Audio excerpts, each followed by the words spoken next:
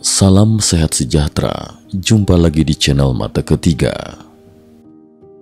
Pada era 1960-an hingga 1970-an, ketegangan antara Amerika Serikat dan Uni Soviet kian memuncak, baik secara terang-terangan maupun di balik layar. Mulai dari krisis rudal, perlombaan menuju luar angkasa, hingga proyek rahasia yang melibatkan indera supranatural. Kedua kubu mati-matian membuktikan siapa yang lebih unggul. Pada masa itu, Badan Intelijen Pusat Amerika Serikat (CIA) diketahui tengah gencar merekrut orang-orang berkemampuan remote viewing, penglihatan jarak jauh, bahkan memfasilitasi pelatihan mereka. Tujuannya jelas, jika seseorang mampu melihat kondisi suatu lokasi dimanapun di bumi, bahkan di luar bumi, mereka dapat menjadi mata-mata paling andal karena sanggup mengamati rahasia tanpa terdeteksi. Awal penelitian remote viewing di Stanford Research Institute. Sekitar tahun 1972, Harold Fathoff dan Russell Targ mendirikan proyek penelitian indera supra di Stanford Research Institute. Mereka mengundang sejumlah relawan yang dianggap punya kemampuan psikis. Salah satu yang datang adalah seorang pelukis Amerika bernama Ingo Swann yang konon bakat remote viewingnya luar biasa. Awalnya, Fathoff meragukan klaim tersebut. Ia pun merancang sebuah eksperimen di sebuah ruangan bawah tanah 30 kaki di bawah balok beton, di mana terdapat alat magnetometer raksasa. Kondisi eksperimen terjaga sedemikian rupa agar Swann tidak punya petunjuk apapun. Namun yang terjadi justru membuat tim peneliti terpukau sekaligus terkejut. Bukan hanya Swann mampu menggambarkan data yang tampil pada mesin tersebut dengan tepat, ia bahkan memengaruhi kinerja alat, sampai-sampai alarm laboratorium berbunyi. Peneliti yang panik hampir saja berlarian keluar. Percobaan ini membuka mata CIA bahwa Swann benar-benar aset berharga. Mereka pun menggelontorkan dana tambahan agar proyek penelitian ini bisa diperdalam. Mencari mata-mata psikis untuk Uni Soviet. Meski telah berulang kali Swann membuktikan kemampuannya, CIA menginginkan lebih. Tujuan akhir mereka adalah memata-matai Uni Soviet. Maka dibentuklah rencana pemindaian bernama Skynet. Teknisnya, remote viewer seperti Swann diberi koordinat geografis suatu tempat, lalu diminta melihat dari jarak jauh. Hasilnya sangat mengagumkan. Swann dapat menggambarkan suatu wilayah secara akurat, hanya berbekal titik koordinat. Tak lama, seorang mantan polisi bernama Pat Price bergabung dalam proyek Skynet. Dahulu, Price sering memecahkan kasus dengan apa yang ia sebut insting, walau belakangan ia menyadari insting itu sejatinya adalah kemampuan remote viewing. Gaya analitis Price yang serius berpadu sempurna dengan pendekatan Swann yang lebih bebas, khas seniman. Saat CIA ingin memuji akurasi Price dan Swann, mereka diberi koordinat yang sama tanpa saling berkomunikasi. Keduanya kemudian menggambar objek yang sama, sebuah fasilitas militer dengan menara radar besar, pos penjagaan, dan jeep militer di sekitarnya. Menariknya, Price mampu melihat lebih detail, sampai lemari berisi dokumen rahasia yang ia gambarkan berlabel nomor biliar Inggris. Ketika hasil pengamatan tersebut diperlihatkan ke analis, pemilik koordinat, ia mengeluh bahwa hasil tersebut sama sekali tidak nyambung. Sebab koordinat itu seharusnya mengarah ke kabin liburannya di Sugar Grove, West Virginia. Pihak peneliti pun sempat kecewa, tetapi keanehan muncul ketika mereka benar-benar memeriksa area sekitar kabin itu. Ternyata, tidak jauh dari situ memang ada fasilitas rahasia milik Badan Keamanan Nasional (NSA), tempat penyadapan dan pemantauan transmisi Soviet. Rupanya, Price dan Swann tanpa sadar menargetkan fasilitas tersebut, bukannya kabin pribadi si analis. Walhasil, hasil ini membuat NSA murka karena rahasia penting mereka terbongkar. Akan tetapi, bagi CIA, ini adalah bukti kuat betapa ampuhnya proyek remote viewing yang mereka sebut Skynet. Kematian misterius Pat Price. Dengan reputasi Price yang kian menanjak, CIA pun memintanya memata-matai beberapa koordinat milik Uni Soviet. Namun di tengah proses tersebut, Price malah tiba-tiba merasa tertarik pada Gunung Hayes di pegunungan Alaska, tempat terpencil yang nyaris tak berpenghuni. Price mengaku tidak melihat apa-apa secara resmi, tetapi diam-diam ia semakin penasaran. Suatu hari, Price mencoba melihat lebih dalam Gunung Hayes. Di sanalah ia merasa menemukan sebuah markas berukuran besar, lengkap dengan teknologi canggih, semacam komputer pengendali dan mesin aneh yang tak ia pahami. Para operatornya bertubuh kecil dengan kepala besar, seperti bukan manusia. Lebih mengejutkan lagi, Price melihat mereka bekerja bersama personel militer Amerika Serikat. Tak lama setelah penemuan menakutkan itu, tepatnya 14 Juli 1975, Price yang tengah berada di Las Vegas ditemukan meninggal di kamar hotelnya. Aneh, ia sempat mengatakan pada sahabatnya, Frank Fairman, bahwa bila terjadi sesuatu padanya di Las Vegas, Fairman harus segera mengambil dan menyerahkan berkas-berkas tertentu kepada Pathoff di Stanford Research Institute. Price pun dikremasi tanpa sepengetahuan istrinya, yang kemudian semakin menambah kecurigaan. Menurut Fairman, sebelum ke Las Vegas, Price baru saja bertemu orang-orang dari kantor intelijen Angkatan Laut dan NSA di Washington DC. Ia juga bercerita bahwa jelang kematiannya, Price mengeluh sakit perut dan sesak napas. Pagi harinya, ia mendadak terbangun segar, lalu tiba-tiba ambruk dan berhenti bernapas. Dugaan bahwa Price mengetahui rahasia terlarang pun semakin menguat. Pertanyaannya, apa sesungguhnya isi berkas yang Price lindungi hingga detik terakhir? Proyek Gorilla Flame dan lanjutan eksperimen remote viewing. Tahun 1979, CIA memulai proyek baru bernama Gorilla Flame atau rencana pembakaran barbecue yang sejatinya adalah kelanjutan Skynet dengan nama lain.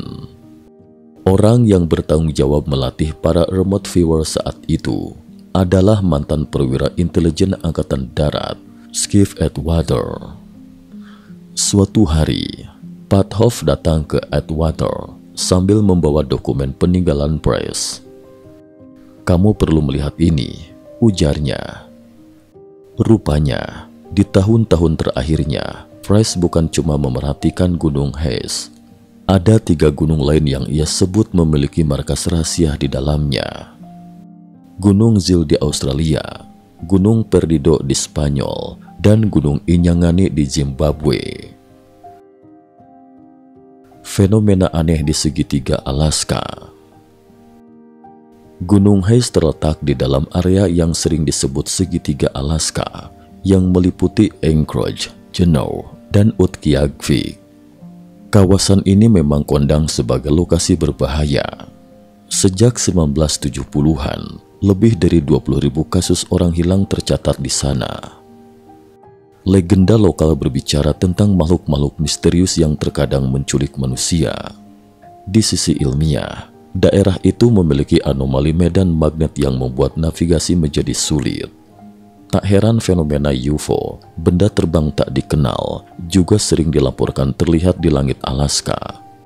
Bahkan kabarnya, pesawat tempur AS pernah menembak jatuh objek terbang berukuran sebesar mobil pada 10 Februari 2003. Banyak yang menduga medan magnet di Gunung Hayes kacau karena ada semacam pintu masuk dan keluar pesawat alien. Laporan-laporan penampakan UFO semakin menguatkan teori ini. Tak sedikit saksi mata yang melihat bola cahaya tiba-tiba membelah diri menjadi 3 cahaya atau formasi pesawat berakselerasi dan bermanuver mustahil. Proyek 8200 menguak rahasia Gunung Hais dan 3 gunung lainnya. Pada 28 Juli 1982, Atwater meluncurkan eksperimen baru yang dijuluki Proyek 8200. Ia mengundang Joseph McManigal, salah satu remote viewer terbaik yang pernah terlibat ribuan kali dengan CIA. McManigal hanya diberi 4 set koordinat tanpa penjelasan apapun. 1. Gunung Hais, Alaska. Begitu memulai remote viewing, McManigal melihat bentang alam bersalju, pegunungan gersang tanpa manusia, persis deskripsi Gunung Hais. Ia merasakan adanya semacam frekuensi kuat di sana. Saat menembus bagian dalam, ia menemukan pipa-pipa, peralatan elektronik, dan pemancar bertenaga tinggi. Ia bahkan menggambarkan ada kubah di bawah gunung, tempat berdirinya pemancar yang menembakkan energi keluar angkasa. 2. Gunung Zil, Australia. Koordinat kedua membawanya ke sebuah gua bawah tanah dengan ruang mirip gudang penyimpanan. Ada gulungan kawat dan beragam komponen elektronik disimpan di dalam peti. Ia juga melihat ruang kendali serupa pusat komando. 3. Gunung Perdido, Spanyol. McManigal menggambar tebing batu abu-abu dan padang rumput sesuai karakteristik Gunung Perdido. Di sana ia mendapati jaringan simpul yang saling terhubung, seakan memancarkan atau meneruskan sinyal ke titik lain, bahkan keluar angkasa. Ia melihat benda di orbit bumi mirip manik-manik. Anehnya, McManigal menilai bahwa perangkat canggih itu disusun oleh manusia. Dalam pengamatannya, ada helikopter mengangkut peti barang. Ini membuka kemungkinan bahwa manusia bekerja sama dengan makhluk luar angkasa, sama seperti yang pernah disaksikan Price di Gunung Hais. 4. Gunung Inyangani, Zimbabwe. Di koordinat terakhir, McManigal melihat hutan dan perbukitan, lalu menemukan ruang kendali di dalam gunung, lengkap dengan peti berisi perangkat elektronik mirip Gunung Zil. Keseluruhannya tampak seperti rangkaian simpul yang membentuk jejaring global.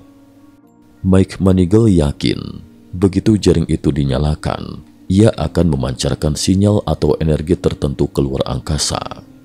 Ia sempat menangkap kilasan tentang markas lain di bawah laut, menandakan jejaring tersebut lebih luas dari sekadar 4 gunung. Mengundang para remote viewer lain. Atwater ingin memastikan laporan ini bukan sekadar hasil imajinasi McManigal. Ia lalu memanggil remote viewer lain seperti Paul Smith dan Mel Riley. Mereka hanya diberi koordinat, lagi-lagi tanpa keterangan tambahan.